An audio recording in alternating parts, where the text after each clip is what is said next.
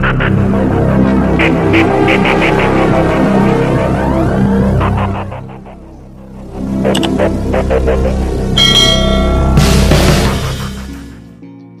sahabat, apa kabar Anda hari ini? Semoga tetap sehat dan bahagia selalu.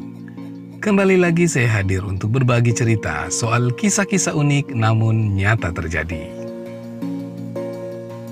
Hari ini saya ingin berbagi cerita soal kisah perjalanan hidup seorang aktor laga yang selama ini menjadi idola banyak orang, namun ternyata punya masa lalu yang hitam bahkan tidak terpuji. Anda yang besar atau tumbuh pada tahun 90-an atau 2000-an tentunya mengenal Jackie Chan. Dia adalah aktor asal Hong Kong yang populer pada masanya. Jackie Chan begitu terkenal dengan film yang diperankannya karena diwarnai dengan aksi kocak namun berbahaya. Apalagi Jackie Chan melakoni sendiri setiap adegan berbahaya. Dia disebut tidak pernah menggunakan stuntman. Namun ternyata, dengan popularitasnya yang melambung tinggi, diketahui kalau Jackie Chan bukanlah pria baik-baik. Dia adalah pribadi yang suka selingkuh, mabuk-mabukan, dan mengencani PSK. Bahkan, ia adalah ayah yang kejam.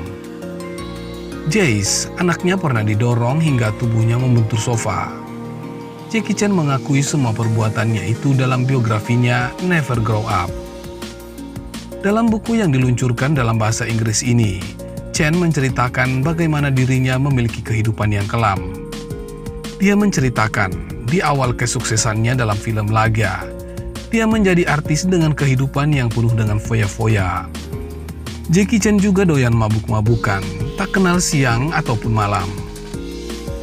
Imbasnya saat dia diminta pergi ke studio, dia kerap terlambat dan datang dengan kacamata hitam untuk menutupi matanya yang bengkak karena mabuk-mabukan.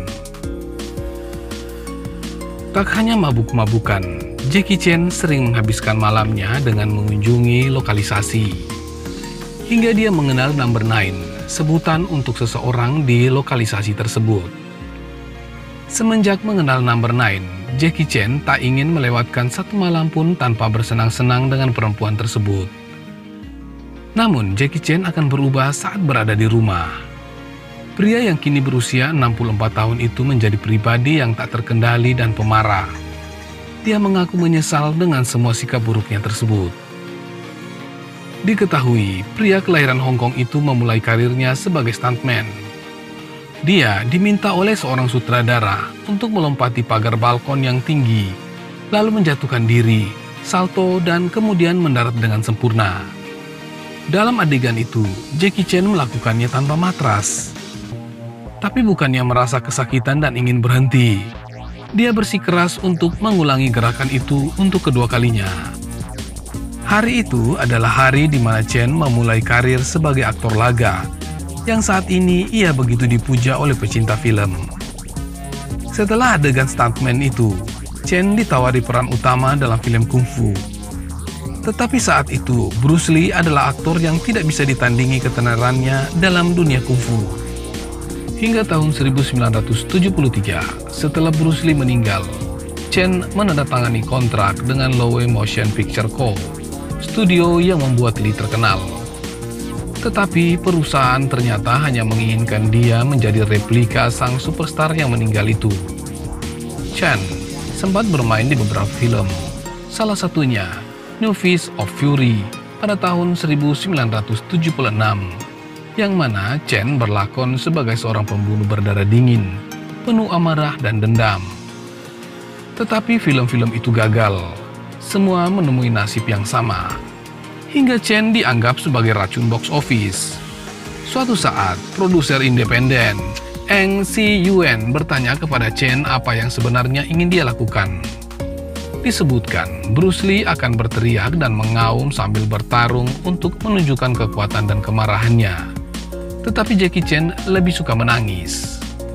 Bruce Lee adalah manusia super di mata penonton, tapi saya hanya ingin menjadi pria biasa, jelasnya. Pada tahun 1978 dan 1979, Chan akhirnya muncul dalam film Snake in the Eagle Shadow, Drunken Master, dan The Fearless Hyena dan menjadi hits. Dari film-film tersebut, Chen ditawar dengan bayaran yang amat mahal. Chen telah berhasil.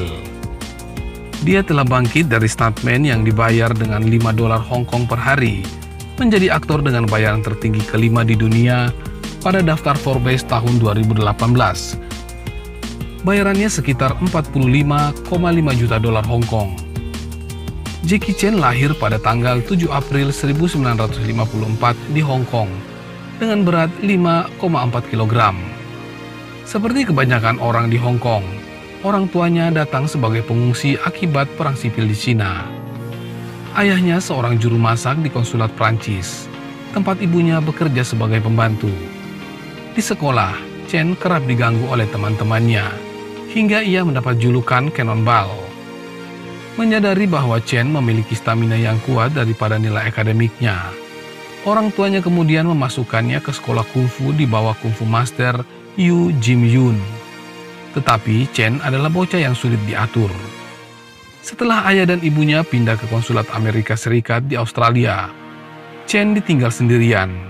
Saat itulah, di usianya yang 17 tahun, dia keluar dari asrama dan memutuskan bekerja di industri film menjadi stuntman.